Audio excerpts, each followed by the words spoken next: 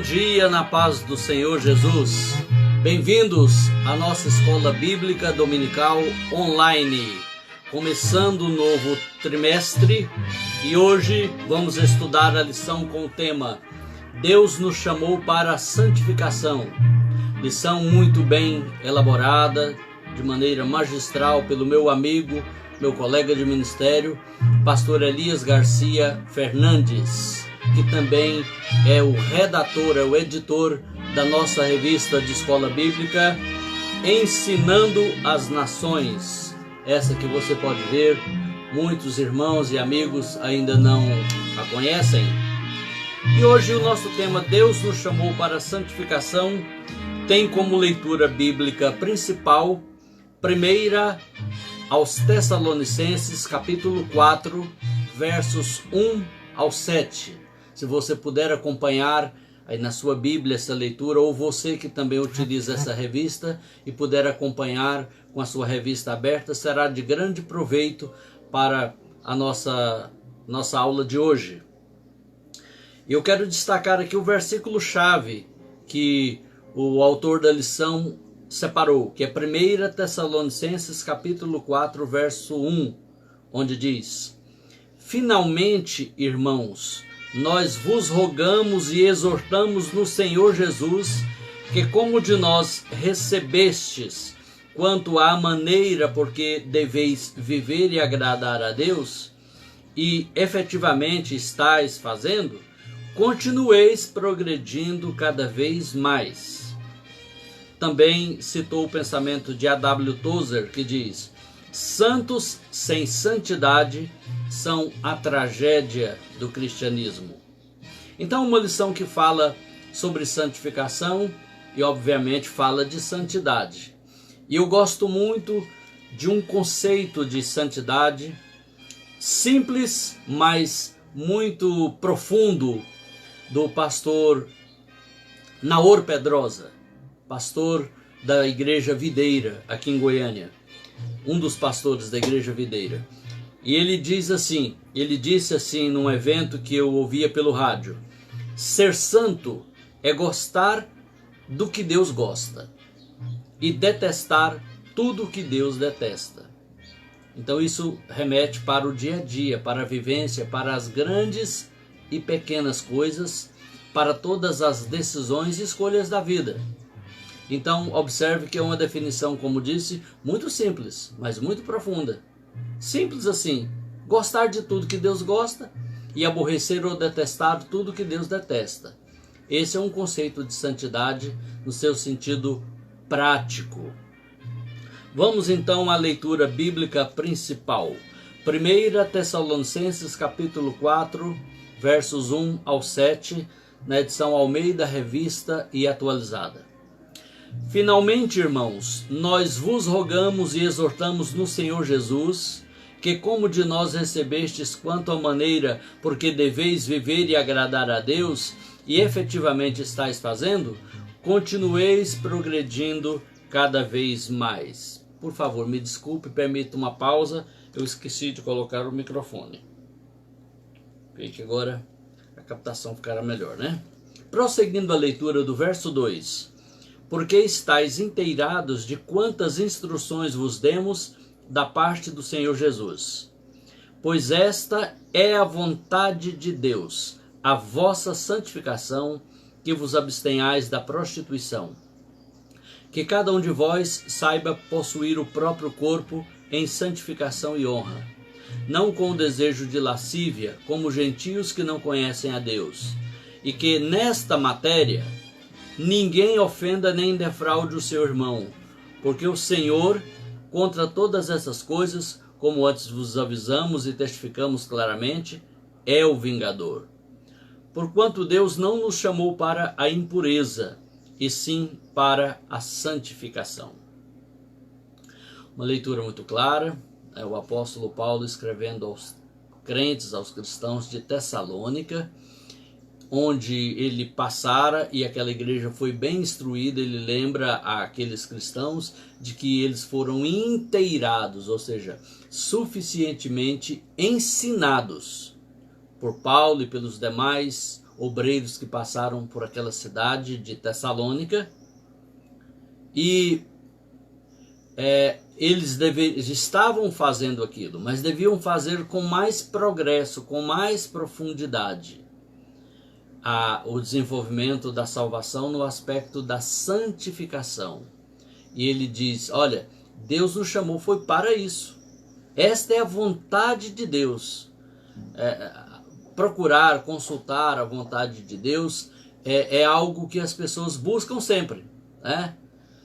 Às vezes até de maneiras ou em fontes erradas. Eu quero saber a vontade de Deus. Sabe onde eu posso consultar alguém que vai me falar a vontade de Deus? Eu quero saber o meu futuro. Mas Paulo diz aqui, resumo, olha, uma coisa que a gente já sabe que é absolutamente da vontade de Deus, porque diz, olha, esta é a vontade de Deus para convosco. 2 pontos. Aí vai definir, a vossa santificação, que vos abstenhais da prostituição. A palavra grega lá do original do Novo Testamento é porneia, que significa toda a pornografia, tudo aquilo que é indecente do ponto de vista sexual. Então, mas a vontade de Deus é só isso? Não, essa é a vontade de Deus, porque esta atitude, ela vai se desdobrar em muitos outros atos e atitudes, né? Você pode perceber, querido irmão, querida irmã, aluno desta escola bíblica dominical, que basicamente as motivações do mundo em geral giram em torno da sexualidade. Não se vende nenhuma patrola, um trator de esteira, sem se usar do artifício da nudez, da sensualidade, daquilo que vai atrair pelos olhos.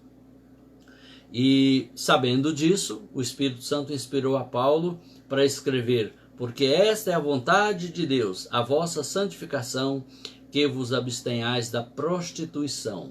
Prostituição aqui, a palavra original grega, como já disse, porneia ou porneia, é um conceito mais amplo do que na nossa língua. Na nossa língua portuguesa, prostituição significa sexo em troca de dinheiro ou outro tipo de favor, né?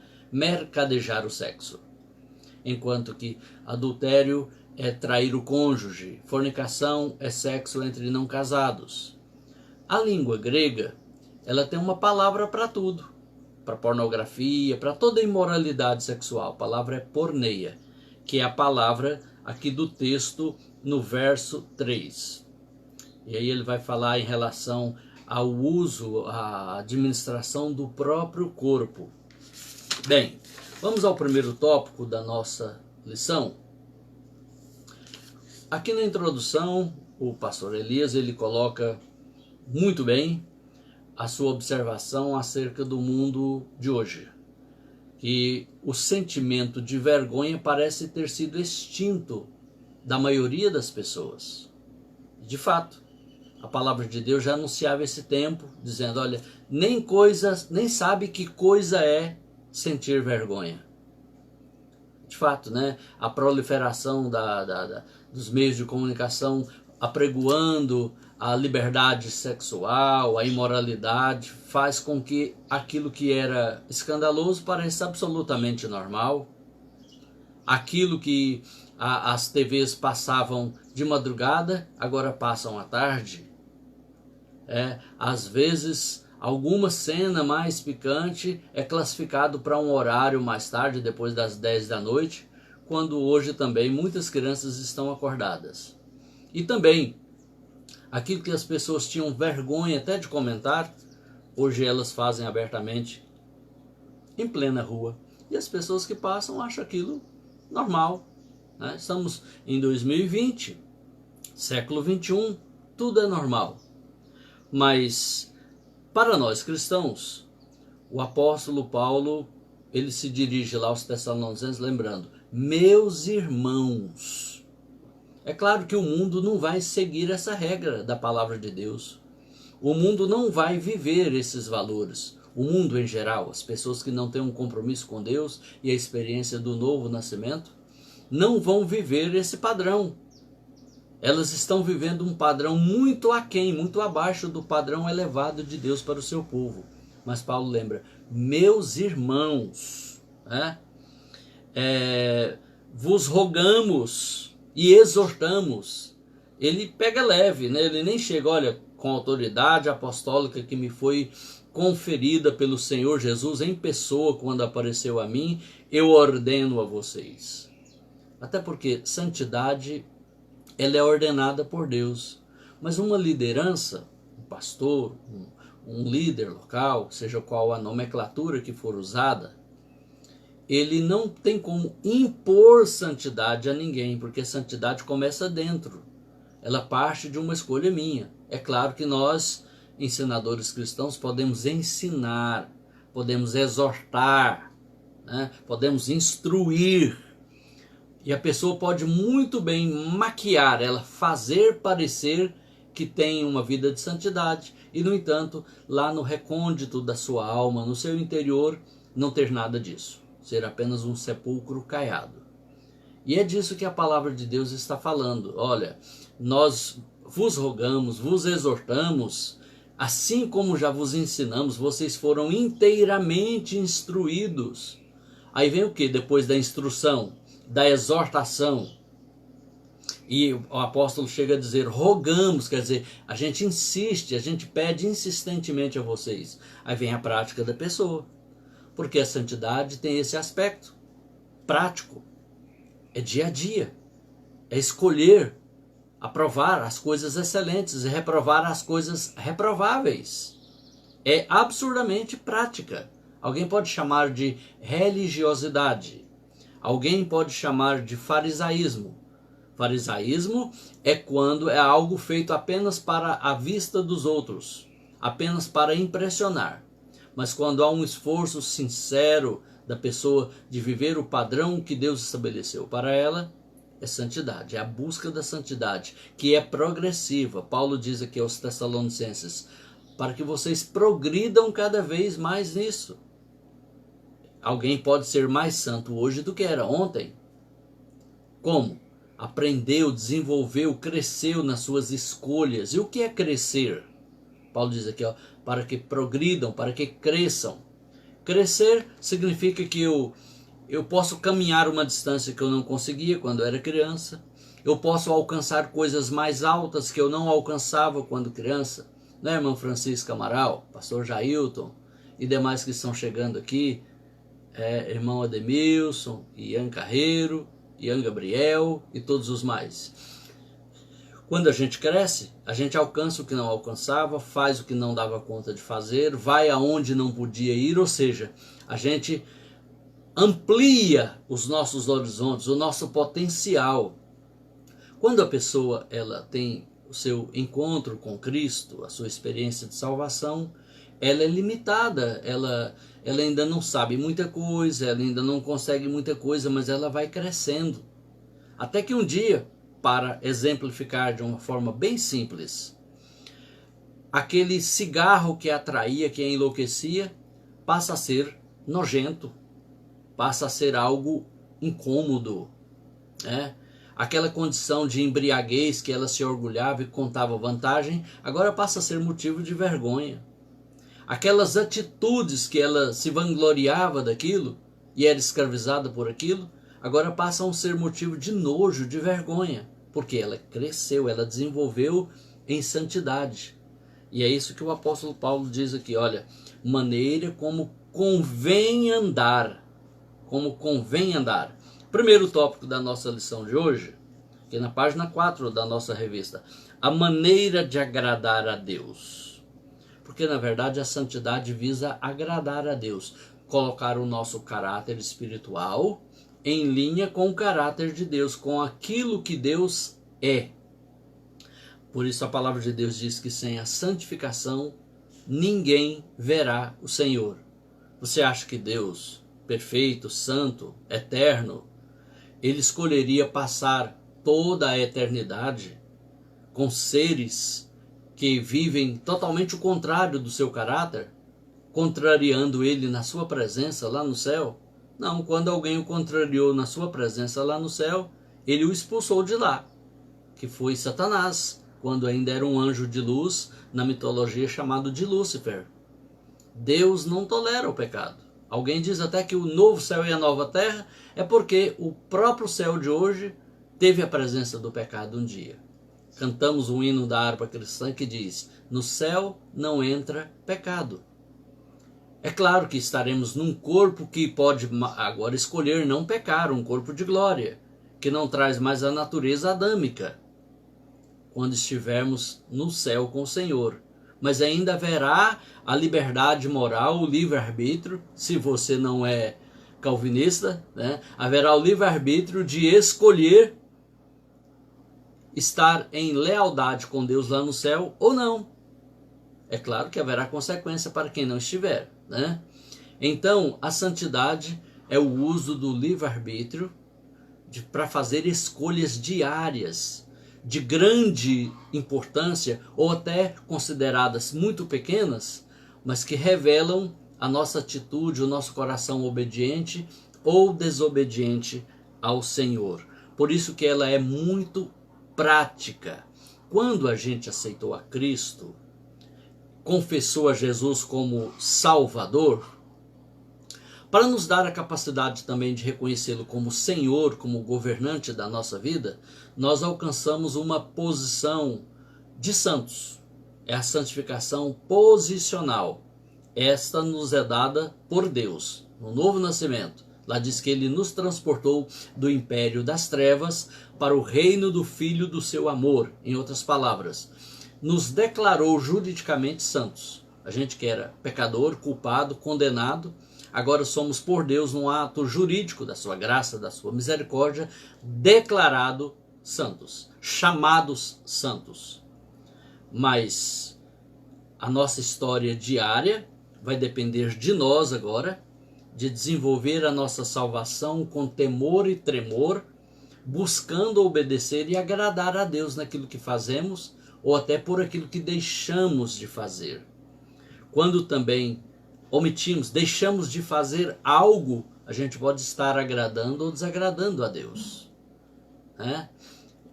Quando abrimos mão, renunciamos algo para demonstrar amor a Deus, porque aquilo contraria sua palavra, sua vontade, seus princípios, estamos agradando a Deus. Deus vai dizer, ele gostava tanto de fazer isso, agora ele deixou de fazer isso para me agradar.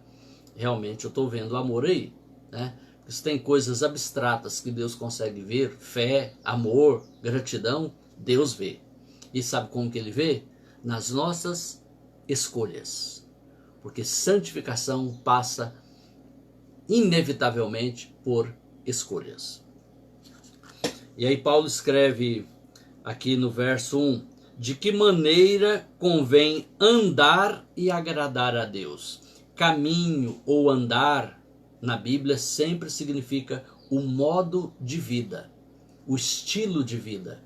Então, santidade não é só uma aparência de vestuário, não é só um ritual religioso, não é apenas uma imagem de igreja que nós passamos.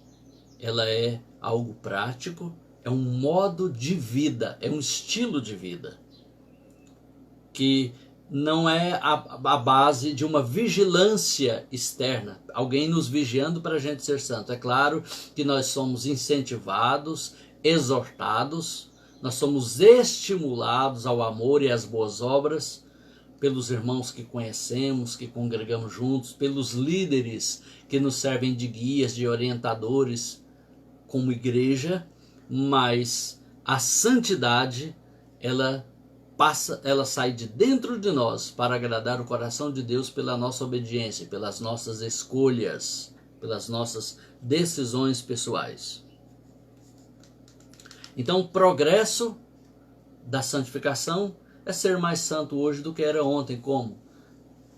Quando nos tornamos mais decididos, convictos, experimentados em reprovar o reprovável e escolher abraçar o que é agradável a Deus. Como a Bíblia diz, para aprovardes as coisas excelentes. Olha que o padrão de Deus não é regular, né? Nem bom e nem muito bom, e nem ótimo, é excelente. o padrão que Deus tem para nós, ele diz, olha, os meus caminhos são muito mais altos do que os vossos caminhos. É o caminho de Deus, o caminho que ele tem para nós. E quando nós saímos desse caminho, quando nós transgredimos esses princípios, a gente, como diz no jargão aqui do interior de Goiás, a gente racha o bico, a gente quebra a cara, a gente se dá mal.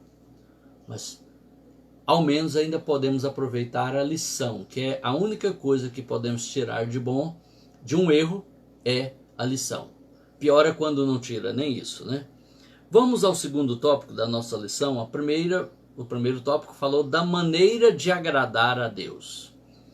Só finalizando esse tópico, antes de passar ao próximo tópico, aqui cita também Provérbios 14:12, um versículo que deve chamar muito a nossa atenção como um lembrete, como uma luz amarela piscando. Há caminho, caminho sempre significa o quê? Modo de vida, maneira de viver, práticas, ações, escolhas, decisões, atitudes. Há caminho que ao homem, aqui é genérico, homem e mulher, parece direito. Ele olha e fala, bom, joia, serve, é isso que eu quero. Mas o fim deles são os caminhos da morte. Provérbios 14:12. Ou seja, o nosso coração nos enganou. Não dá para confiar no coração humano. Isso quem diz que faz o que manda o seu coração, siga o seu coração, são os autores de novelas que passam aí para a derrota da família. Siga o seu coração. Eu estou gostando daquele homem, minha amiga, mas ele é casado. Olha, segue o seu coração. O seu coração vai te dizer o que você deve fazer. Em Jeremias a palavra de Deus diz que enganoso mais do que todas as coisas e desesperadamente é o corrupto, é o coração humano. Quem o conhecerá? Aí a resposta vem em seguida. Eu, Senhor, o examino e o esquadrinho, para dar a cada um conforme as suas boas intenções? Não, conforme as suas obras, escolhas, caminho. Aí na novela dá certo. Aquela mocinha que se encantou pelo homem casado, onde ela trabalhava, às vezes lá ela era secretária, ela tanto faz no seu jogo de sedução e todo mundo torcendo pelo romance dela com um homem casado, talvez até o seu chefe. E aí a trama coloca a mulher dele como uma esposa, uma pessoa chata, né? Feia, enquanto a outra é bonitinha, é legal, é simpática, para todo mundo torcer. Tem que dar certo. Que casal lindo. Até ao ponto de terminarem juntos no final da novela, ao som de uma trilha romântica, em câmera lenta, com a imagem fumaçada, e viveram felizes para sempre. Só que não. Isso é na novela. Na vida real, há um princípio divino envolvido. O princípio da semeadura e da colheita. O princípio do fim do caminho. A estrada vem muito boa, aplanada, duplicada, iluminada, cheia de coisas interessantes à sua volta. Mas onde ela vai? Onde ela vai? De vez em quando as reportagens mostram algumas estradas inacabadas, que vai indo muito bem, asfaltadinha, sinalizada, de repente dá no meio do mato e não tem mais nada em seguida. Como a famosa Route 66, a Rota 66 nos Estados Unidos, que vai da costa leste à costa oeste, mais de 6.200 quilômetros de extensão. Aquela rodovia muito antiga, feita lá no começo do século passado, ela é épica, né? Ela é motivo de filmes, de músicas, de marcas, de produtos, né? E tudo mais. Mas só que em determinado ponto ela vira uma estrada de chão de terceira categoria. Por quê? Alguém pensou que ia de fora a fora naquele caminho bom, sem falar que ela não chega até o final da costa oeste, Aí tem que pegar outras vias, ela não leva onde alguém de início pode pensar que vai chegar. Assim são os caminhos que o mundo aponta. Parecem direito, mas ao final são os caminhos da morte. É o caminho da violência, o caminho da desonestidade, da mentira, da promiscuidade, da idolatria, da feitiçaria, dos negócios desonestos, da desobediência, da rebelião. São caminhos que parecem, aqui diz parecem direitos, mas ao final são os caminhos da morte. E morte é sempre relacionado a um resultado trágico, a algo, né, ruim, né? Não bateu a meta, não alcançou o objetivo. E o segundo tópico fala do processo de santificação, citando aqui o verso 3 de 1 aos Tessalonicenses 4, que diz assim: esta é a vontade de Deus, a vossa santificação. A palavra santificação aqui, lá no original grego do Novo Testamento, é agiasmos. A palavra agiasmos, ela traz o sentido de consagrar ou dedicar-se para, separação, estar separado de, santificação. São dois sentidos que complementam a nossa ideia de santificação: separação ou consagração. Então, não significa apenas se isolar do pecado. Entende? Vamos imaginar aqui como existem os mosteiros da Igreja Católica Romana, do budismo e até do hinduísmo, onde as pessoas se isolam do mundo, ficam ali confinadas, sem acesso àquelas coisas que para eles são tidas como pecaminosas ou reprováveis. Aí a pessoa se isola, né? Aqui não tem nada que me atrai, eu vou ficar aqui em cima do monte, aqui em cima do monte, aqui nesse mosteiro, aqui nesse lugar recluso, para eu não pecar. Isso não é santidade, isso é isolamento, isso é quarentena, né? Isso é confinamento. Porque na verdade a santidade é ser óleo no meio da água e não se misturar. Jesus falou: Pai, na sua oração sumo sacerdotal em João 17, Evangelho de João capítulo 17, na sua oração por todos os seus discípulos daqueles dias e do futuro, inclusive nós hoje, Jesus disse: não peço que os tires do mundo, ou seja, converteu, morreu para não pecar. Não é isso, né? Ele diz: mas que os livres do mal, que os guardes do mal. E como é que nós somos guardados do mal?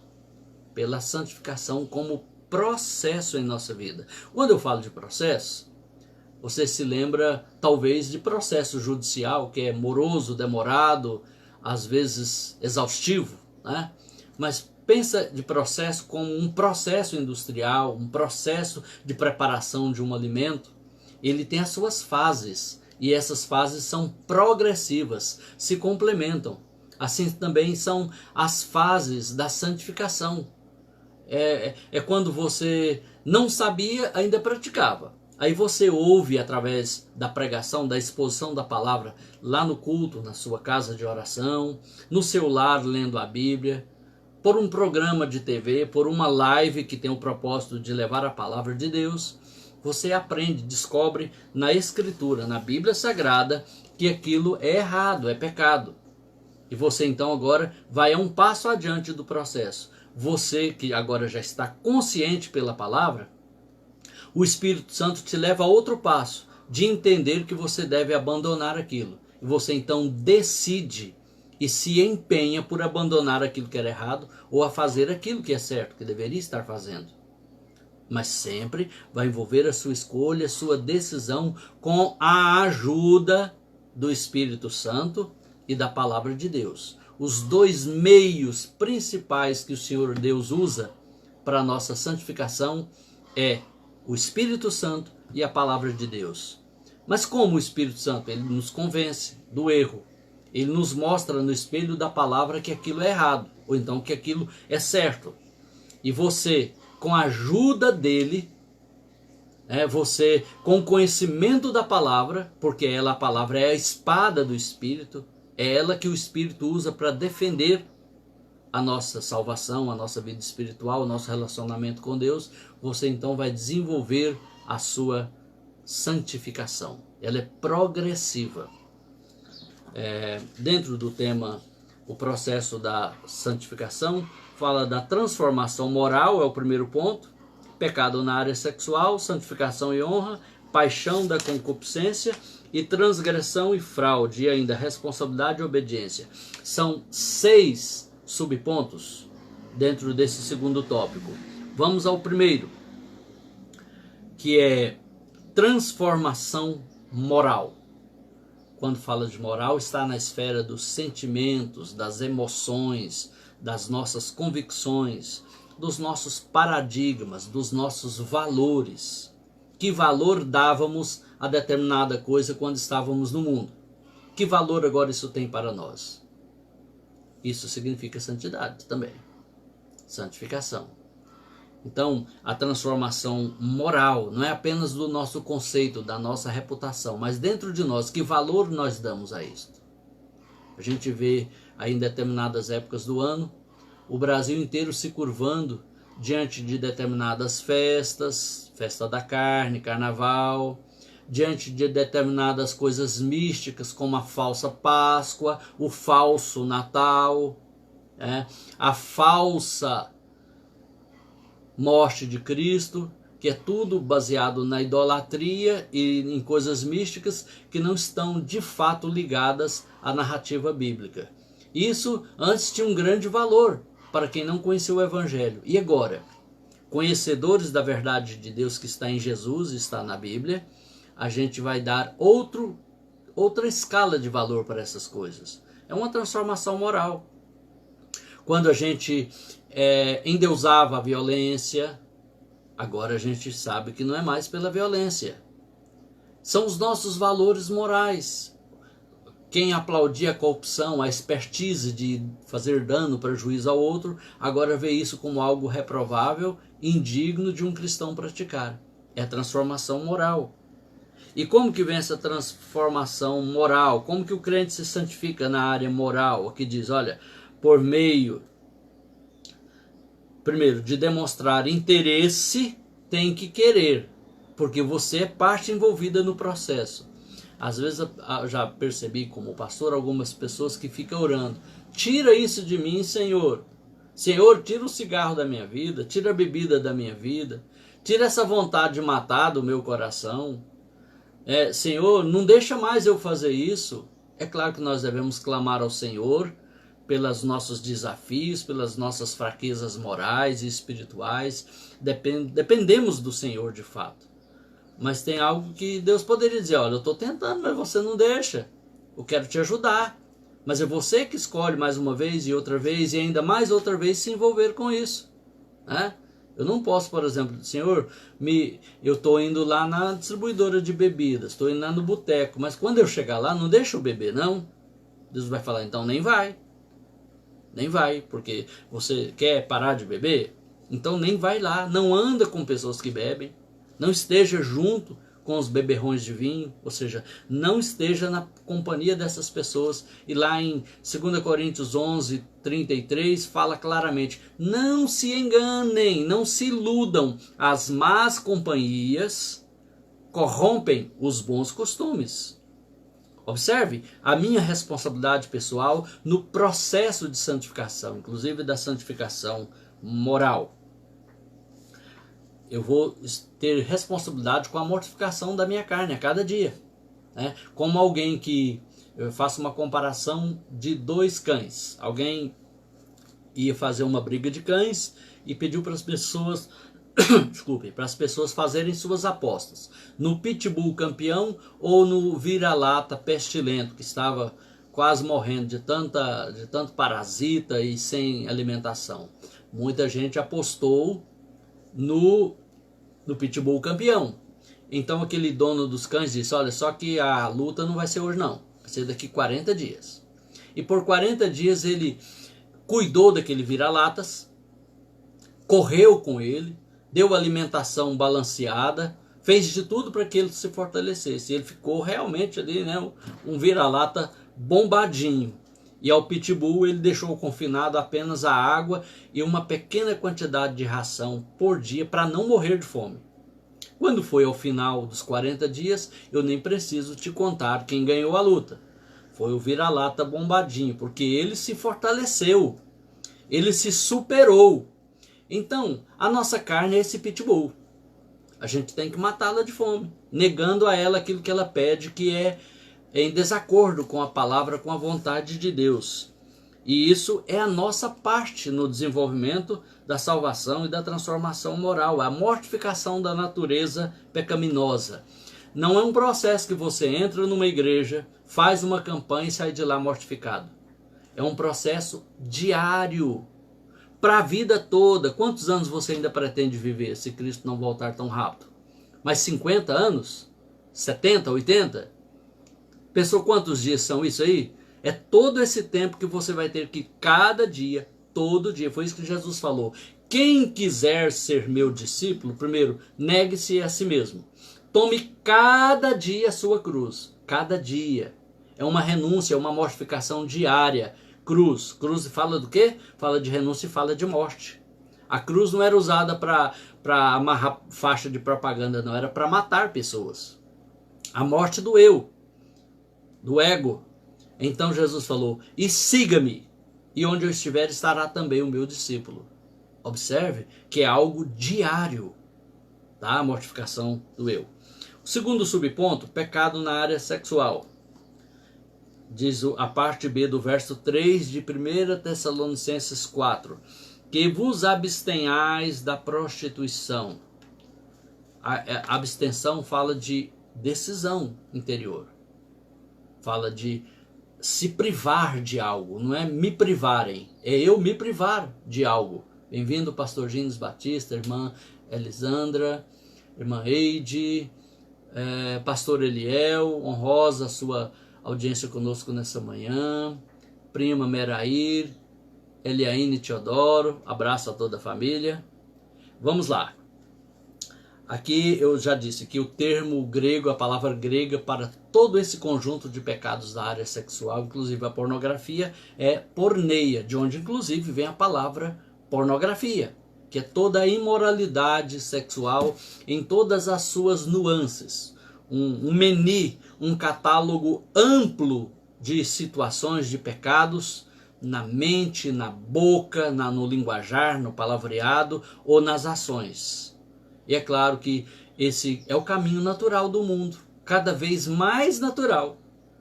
Aquilo que era proibido agora é defendido. E como disse alguém, eu vou me cuidar antes que seja obrigatório. Fazer tudo que é errado e que é escandaloso aos olhos de Deus. E por que que Deus proíbe os pecados da área sexual? É porque Deus é chato e quer cortar o nosso barato, tirar aquilo que nos dá alegria na carne? É para nos prevenir. Os mandamentos de Deus não é uma grade de uma prisão, são os muros de proteção do cuidado de Deus para conosco. E bem fazemos se atentarmos para isso. O próximo ponto é santificação e honra. Terceiro subponto do segundo tópico da revista. Se você está acompanhando aí com a revista em mãos. Bem-vinda, irmã Marinete Canedo, pastor Licodenes, estão na fazenda, né? Eu imagino. Deus abençoe vocês e toda a família aí. Santificação e honra. O que é honra? No sentido aqui do corpo, que diz, alguma versão até fala assim, o seu próprio vaso, quando o corpo é comparado a um vaso. O que é que dá honra a uma vasilha, a um recipiente, a um vaso? Primeiro, a honra vem pelas mãos que o fizeram. Quando é um vaso, aqui em Goiânia, por exemplo, tivemos um artista plástico que ficou famoso aqui a nível local e até também muito conhecido a nível nacional e até internacional, o Antônio Poteiro, já falecido. Quando alguém olha aquele vaso do Antônio Poteiro, ele tem as características da obra do Antônio Poteiro. E quando tem a assinatura do Antônio Poteiro, aquele vaso, por mais simples que seja, ele adquire outro valor, outra importância. Nós temos que reconhecer que nós fomos feitos por Deus para Deus, para a glória de Deus. Ele nos criou para o louvor da sua glória. Ele tem uma vontade, um caminho, um plano para a nossa vida. E quando nós seguimos esse plano, nós estamos honrando quem nos fez, porque ele nos criou para isso. Honra também vem do conteúdo de um vaso. De repente, é um vaso de barro. Quanto vale um vaso de barro aí nos mercados que vendem esses artesanais? Imaginemos que ele valha R$500, um vaso caro. Só um barro, moldado, queimado no fogo para ficar bem rígido, bem resistente.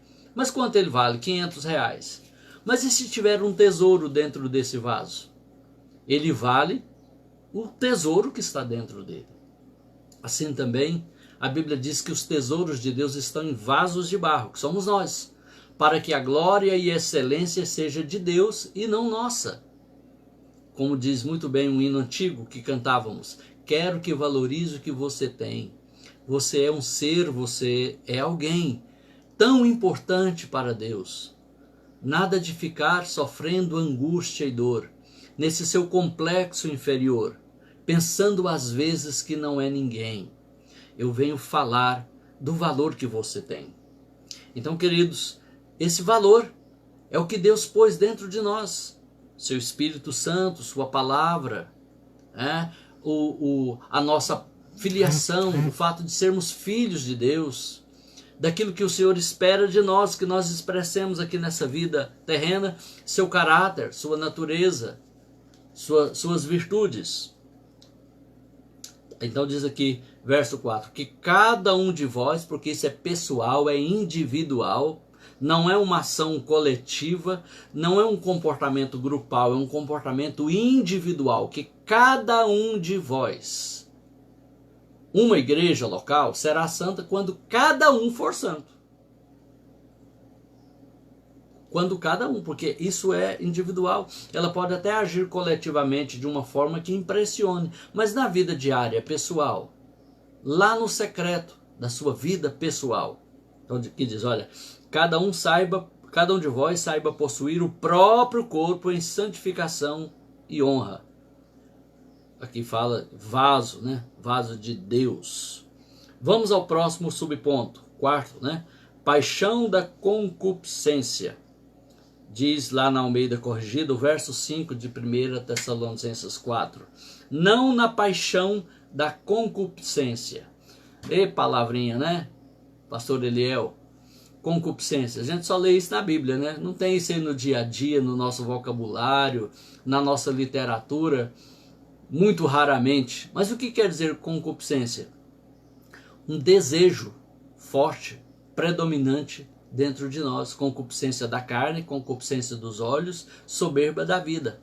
3 vetores que Satanás usa para nos conduzir, para nos tirar da santidade, do processo da santificação.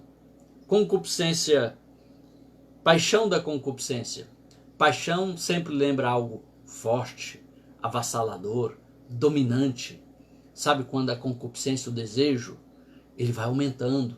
É como um fogo. Você pode observar um fogo. Geralmente começa pequeno, quando alguém vai queimar um lixo, uma vegetação que foi cortada e secou, ele coloca um foguinho numa folhinha e aquilo vai aumentando. Aí ele fala, ixi, agora está saindo de controle.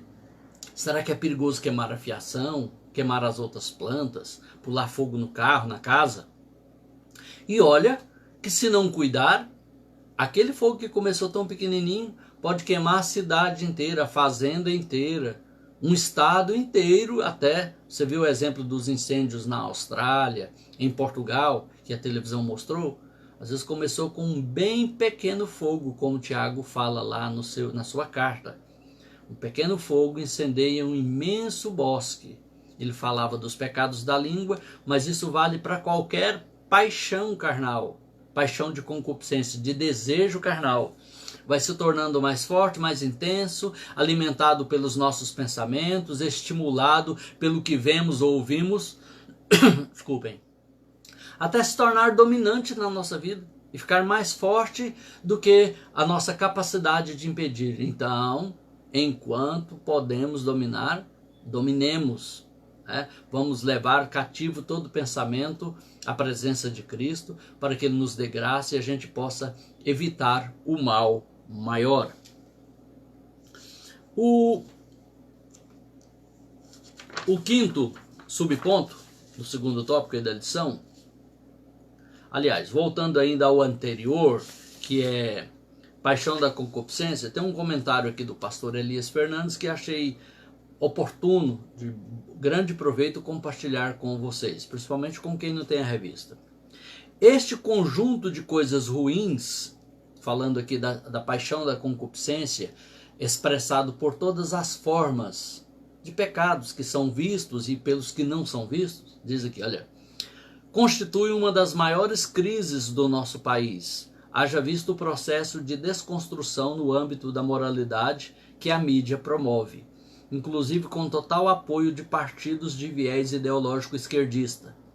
O povo evangélico não deve compactuar com esta visão distorcida da realidade bíblica.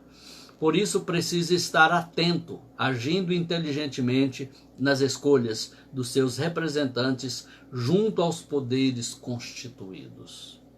Quem lê ou quem ouve, entenda. Você observou aí nos últimos anos, principalmente nos últimos 20 anos, uma grande mudança através da influência de partidos esquerdistas, de viés esquerdista, que promove a união homoafetiva, o conceito de família modificado, que não é o conceito da Bíblia, fala que é um conceito diferente de família. A Bíblia não fala tal coisa. E sempre calcado em relacionamentos com uma predominância de infidelidade, de relacionamento descartável, tá junto hoje, amanhã não tá, mas pode voltar a estar de novo, ou até com 2 ou 3 pessoas simultaneamente. Tudo isso também veiculado, estimulado por novelas, por filmes, por séries, por programas de TV que passa a tarde para os nossos adolescentes e pré-adolescentes, tipo Malhação, para dar nome às coisas, e que induzem a juventude, os adolescentes, que os pais pensam que beleza, tá lá sossegadinho assistindo a Malhação, né? Ele está aprendendo ali com 12, 13 anos, né? Que é lícito, que é permitido, que é correto, desde que tenha amor, que seja com a pessoa certa, se entregar, transar, engravidar, ou tem que ter cuidado para não engravidar, mas transar tudo bem. E aí são passados ali valores, conceitos que têm trazido a destruição da sociedade, tem trazido complicações, que o governo se vê aí, né, às turras para tentar resolver os estragos que isso tem feito na sociedade. Que, como diz o João Lucas dos Santos, trem errado não dá certo. É uma filosofia muito profunda, né? Então vamos lá. O quinto subponto, transgressão e fraude. O verso 6 diz, ninguém nesta matéria, ele está falando aqui do quê? De pecado, de promiscuidade, de imoralidade, de uso errado do corpo, que neste assunto, nesta matéria, ninguém ofenda nem defraude a seu irmão. O que é defraudar o irmão nesse caso aqui? Significa a pessoa depois ficar na sensação de prejuízo, de que foi prejudicada, que foi enganada, que foi iludida, né? Que teve a desconstrução da sua reputação, do seu caráter, dos seus sonhos, por causa de um relacionamento promíscuo. Isso é defraudar. Mas defraudar também moralmente, é quando a gente desconstrói, por causa de uma vida errada, a gente desconstrói a vida do outro. Então diz aqui, ninguém ofenda nem defraude a seu irmão. Defraudação, diz aqui, é uma violação da confiança e ocorre quando alguém mente ou não corresponde à expectativa do cônjuge, inclusive nas necessidades íntimas. A Bíblia fala em 1 Coríntios, capítulo 7, do dever mútuo do casal, um para com o outro, até na vida íntima, na vida sexual. E quando alguém nega esse direito do outro, está defraudando o outro, porque ele só tem aquela cisterna para ele beber água, comparando lá com Provérbios 3, né? Bebe da água da tua cisterna. E aí a pessoa fica exposta a tentações, a carências, por capricho, por greve, entre aspas, etc. É uma defraudação, como também a infidelidade conjugal é uma defraudação nesta área. E que diz que toda ocorrência de relacionamento sexual fora do casamento viola direitos fundamentais da união conjugal, prejudicando ou defraudando a parte que foi vítima da traição. E agora chegamos, queridos, ao último subponto da nossa lição de hoje, o subponto 6, responsabilidade e obediência. O chamado de Deus para a nossa santificação, ele não é possível. O processo não vai se concretizar, a operação não vai ser concluída com sucesso sem isso aqui, ó, responsabilidade que é pessoal. Ninguém pode viver e passar a vida me santificando. Outro, o líder, o pastor, o irmão mais despertado, mais maduro, as pessoas podem ajudar umas às outras, mas a responsabilidade é pessoal. Porquanto Deus não nos chamou para a impureza, e sim para a santificação. Então é uma responsabilidade pessoal. Ela diz assim: segui a paz com todos e a santificação, sem a qual ninguém verá o Senhor. Eu posso ver ao Senhor mesmo tendo sido um crente que não tinha grandes capacidades, que não fiz grandes coisas para Deus, mas eu não posso ver o Senhor sem santificação. Sem a santificação, também fala da paz com todos. Mas por que não fala assim? E a paz com todos também. Se não tiver paz com todos, ninguém verá o Senhor. Porque muitas vezes a paz com todos não depende só de mim. Depende também do outro, que não quer paz comigo. E às vezes não tem paz nem com ele mesmo. Mas no que depender de mim, a Bíblia diz: no que quanto estiver em vós, tende paz com todas as pessoas. Mas a santificação não depende de outra pessoa. A minha santificação pessoal depende de mim e Deus. Ah, eu não pude santificar, Senhor, na minha vida lá na terra, porque você sabe o vizinho que eu tinha, o cônjuge que eu tive, a família que eu tinha. Impossível, Senhor. Deus vai dizer: não, eu nunca requeri nada que fosse impossível. Eu nunca coloquei um fardo que vocês não pudessem carregar, porque a minha graça te bastaria e te supriria em tudo que você precisasse, sem desculpa. Sem a santificação, ninguém verá o Senhor. Então, aqui fala de uma responsabilidade e de uma obediência. Lá Deus diz assim, na palavra: sede santos, porque eu sou santo. Então, santificar, lá nesse texto, está no imperativo. É quando é uma ordem. Não é um quadrinho para marcar um X escolhendo, não. Já está escolhido. Deus já escolheu e determinou: sede santos, porque eu sou santo. E sem a santificação, ninguém verá o Senhor. É uma condição sine qua non para alguém estar, viver, passar a eternidade com Deus, é a santificação, que é compartilhar o caráter de Deus, a natureza divina. Nunca seremos tão santo quanto Deus, tão justo quanto Deus, tão amoroso quanto Deus, mas teremos do mesmo amor, da mesma santidade, né? Da mesma justiça de Deus em nós. A Bíblia fala como imitadores de Deus, ou seja, imitadores de Deus como filhos amados, imitadores. Na santificação nós imitamos o caráter do nosso Pai Celestial. E nesta manhã, terminando já esta lição, já estamos aí com quase 40 minutos, eu quero lembrar que as admoestações do apóstolo Paulo à igreja de Tessalônica são válidas para nós hoje. É a palavra de Deus inerrante, infalível, que não venceu, não caducou a sua validade. Ela é tão atual, ou mais atual do que o jornal de amanhã, como dissera Billy Graham. Então essa palavra é para nós hoje. Ela é válida para os nossos dias, dias de devassidão, de perversidade, de libertinagem, de ataques intensos e intensivos à família, a moral cristã, que é o conjunto de ensinamentos bíblicos que os cristãos devem seguir.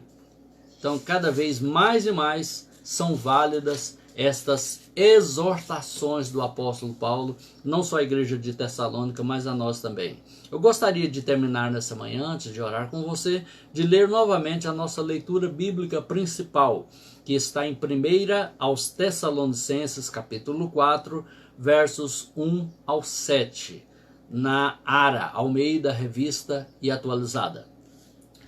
Finalmente, irmãos, nós vos rogamos e exortamos no Senhor Jesus, que como de nós recebestes, quanto à maneira por que deveis viver e agradar a Deus, e efetivamente estáis fazendo, continueis progredindo cada vez, porque estáis inteirados de quantas instruções vos demos da parte do Senhor Jesus, pois esta é a vontade de Deus, a vossa santificação, que vos abstenhais da prostituição, que cada um de vós saiba possuir o próprio corpo em santificação e honra, não com o desejo de lascívia, como gentios que não conhecem a Deus, e que nesta matéria ninguém ofenda nem defraude a seu irmão, porque o Senhor contra todas essas coisas, como já antes vos avisamos e testificamos claramente, é o vingador. Porquanto Deus não nos chamou para a impureza, e sim para a santificação. Bem-vinda, Meire Silva, bem-vinda, irmã Fernanda Rocha, bem-vinda, prima Leide Braga, irmã Luzia Rodrigues, Flávio, irmã Sônia Santos, os demais que eu não vi porque os nominhos vai subindo aqui, né? E aí foge do meu campo visual aqui da tela. Mas eu gostaria de, nesta manhã, convidar você para adorarmos a Deus, orando, agradecendo por este dia, por causa da pandemia, por causa das regras de isolamento social. As nossas igrejas estão impedidas por força de lei, de decreto, de fazerem ajuntamentos, reuniões com as pessoas, né, em grupo, mas nós teremos à noite o culto, a live do culto, né, um culto online na nossa igreja, IEADA Novo Mundo 1, aqui no Jardim Novo Mundo em Goiânia, a partir das 8 da noite, às 8, não às 19, às 8. E estaremos ali um grupo pequeno de irmãos, com todos os cuidados necessários, para transmitir até você hinos, oração, pregação, avisos, para que nós mantenhamos esse contato e continuemos sendo igreja, mesmo não podendo nos reunir temporariamente. Breve isso vai passar. E a gente vai poder estar reunindo, valorizando inclusive mais ainda esta liberdade, esta oportunidade, que às vezes quando tínhamos, nem sempre valorizávamos a altura. Vamos orar nesta hora? Eu gostaria de convidar você a se preparar aí para a oração nesse momento. Eu não sei quais são as suas demandas, suas necessidades, seus desafios, mas Deus sabe. Deus conhece muito bem seu coração, seus problemas, sua vida, seus anseios, suas frustrações, suas lutas pessoais no tocante à santificação. Onde está seu ponto fraco, sua dificuldade? Busque ao Senhor comigo agora nessa oração e com certeza socorro virá do céu em seu favor.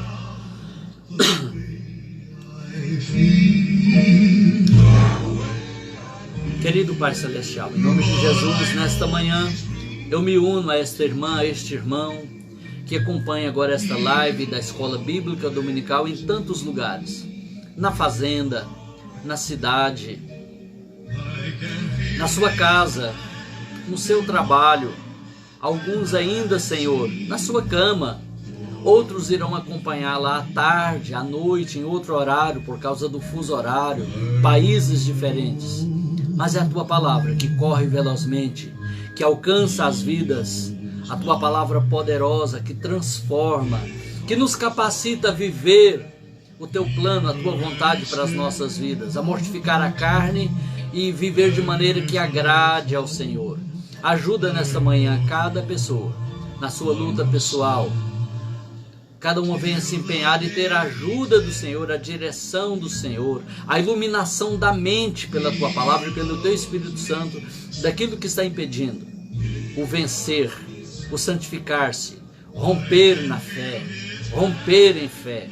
Ajuda nesta manhã, Senhor, aqueles que estão passando já apertos financeiros por causa da quarentena, por causa da cessação do trabalho, da renda.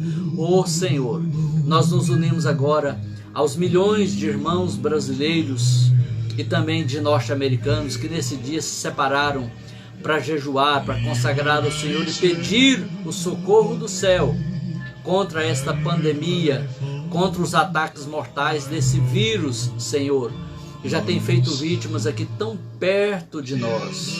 Consola aquela família enlutada, daquela moça enfermeira do Cais do Novo Mundo, que ontem teve a sua vida ceifada por esse vírus. Oh Deus, e também as outras milhares, dezenas de milhares, pelo mundo afora, que estão enlutadas, passando por esta situação. Ajuda, envia o teu socorro, Senhor. Oh Senhor, eu sei que tu tens um propósito, que tu vais usar este acontecimento para falar ao coração do povo. Mas abre, Senhor, o nosso entendimento para entender o teu falar e a cumprir, Senhor, aquilo que o Senhor está pondo em nossos corações nesses dias. Em nome de Jesus, dá um domingo abençoado a cada pessoa, cada lar e cada família que ora comigo nesse momento. No nome de Jesus. Graças a Deus. Muito bem, queridos. Eu quero então convidá-los para a nossa transmissão da noite às 20 horas. E também continue nos acompanhando aqui por esse canal, que sempre estaremos aqui para levar até você uma porção, uma reflexão da palavra de Deus. Que Deus te abençoe. Bom domingo a todos, no nome do Senhor Jesus.